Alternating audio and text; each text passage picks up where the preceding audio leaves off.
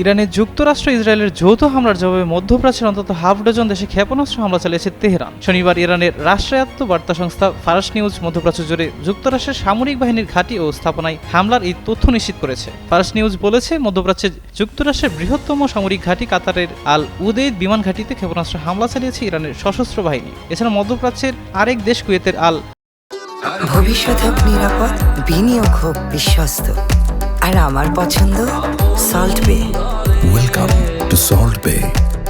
সালেম বিমান ঘাঁটি সংযুক্ত আরব আমিরাতের আল ধাফরা বিমান ঘাঁটিতে আঘাত এনেছে ইরানি ক্ষেপণাস্ত্র। পাশাপাশি বাহরাইনে মার্কিন সামরিক বাহিনীর ৫ম নৌবহরের সদর দপ্তরে ক্ষেপণাস্ত্র হামলা চালিয়েছে ইরান। একই সঙ্গে সৌদি আরবের রাজধানী রিয়াদেও বিকট বিস্ফোরণ ঘটেছে। ফরাসি বার্তা সংস্থা এএফপি রিয়াদে বিস্ফোরণের তথ্য নিশ্চিত করেছে। ইসরায়েলের হামলা দেশের ভৌগোলিক অখণ্ডতা ও জাতীয় সার্বভৌমত্বকে লক্ষ্য করে চালানো হয়েছে বলে মন্তব্য করেছে ইরানের পররাষ্ট্র মন্ত্রণালয়।